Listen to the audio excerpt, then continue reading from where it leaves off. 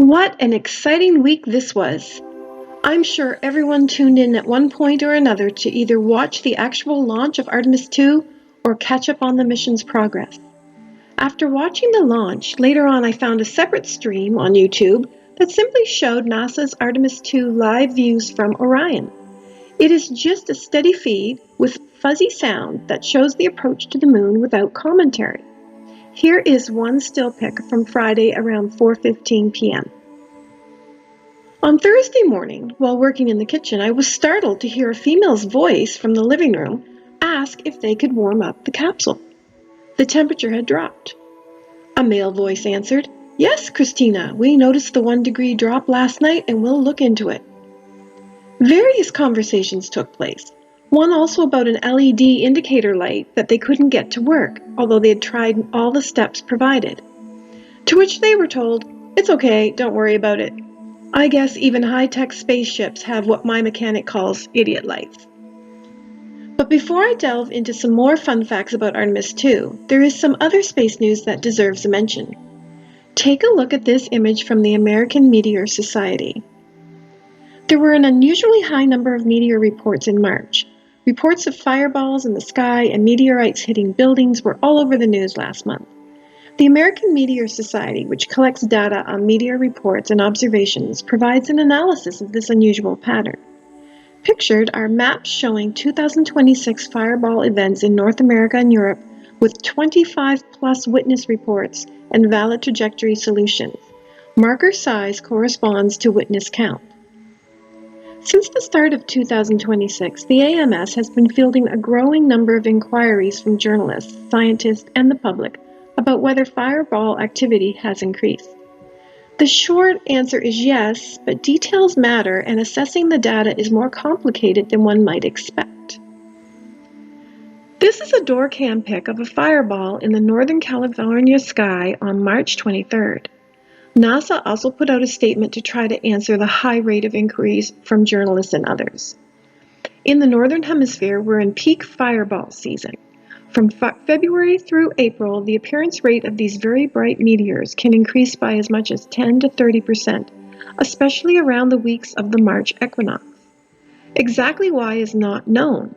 Some astronomers think the Earth passes through more large debris at this time of year, causing an uptick in fireball sightings.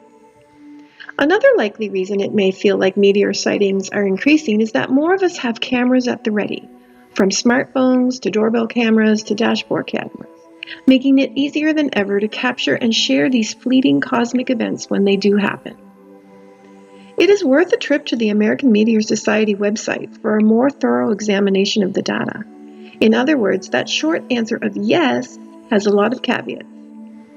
Now on to Comet C 2026A1, nicknamed MAPS. Kurt's article on this comet was published just yesterday in the Telegraph Journal, as it makes its close encounter of 100,000 miles beside the Sun. Now we are down to a wait and see. Nicknamed a sun grazer, the comet's path brings it within 162,000 kilometers of the solar surface on April 4th. If it survives that encounter, it could become one of the most spectacular comets in decades. It was discovered by Planetary Society Shoemaker Near-Earth Object Grant winner Elaine Maury and his colleagues George Attig, Daniel Perrott, and Florian Signoret, whose initials give the name of their survey and the comet, MAPS. And now back to Artemis 2. Has anyone heard of the Artemis Moon Trees project? This project harks back to 1971, when Stuart Roosa, the command module pilot for the Apollo 14 mission, orbited the moon with tree seeds tucked into his personal kit. Roosa, a former Forest Service smoke jumper or a firefighter who parachutes to the site of a forest fire, carried these seeds at the request of the Forest Service chief. Forest Service employees then grew these seeds into seedlings and distributed them across the country. Many so-called moon trees survive today. This is a pic of moon tree seeds encased in their raviolis with a ruler for scale. Photo courtesy of Kayla Harriman. Seeds went up again in 2022. The project flew approximately 1,200 seeds from 5 tree species: loblolly pine, American sycamore, sweet gum, Douglas fir, and giant sequoia, aboard Orion. The seeds, which left the Earth on November 16, 2022, orbited the Moon and traveled 270,000 miles from Earth before splashing down on December 11th. Kayla Harriman pauses from X-raying the seeds to pose for a picture. Photo courtesy of Malcolm Howard. The BBC's Science Focus magazine recently published an article listing 22 odd things that are currently on board with the astronauts on Artemis 2. Item number 22. It states some very special soil will be flying. The previous Artemis 1 flight carried several tree seeds on board, which have since been planted and grown across the U.S.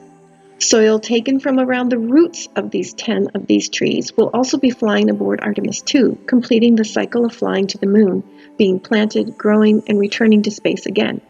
But wait, it isn't just the soil and roots from previous moon trees. The BBC neglected to mention a hometown connection here in New Brunswick. This is a pic of Derbowka. The National Tree Seed Center in Fredericton is sending 5 seed species on the mission. Quote, we were confined to a small package of about 20 centimeters by 7 centimeters by half a centimeter in size, end quote, said Darren Derbowka, the National Tree Seed Center coordinator.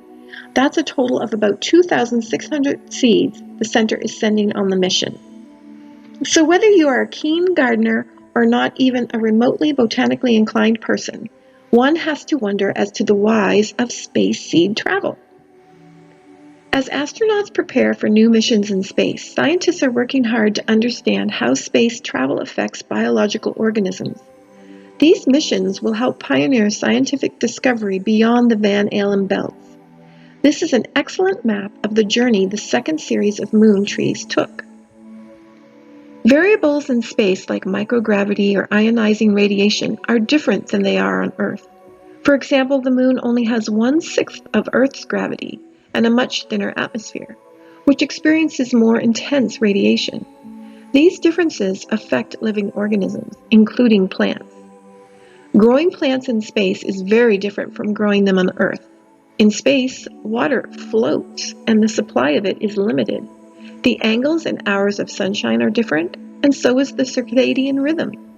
Research is vital to overcoming these challenges and to making it possible for plants to be grown on missions.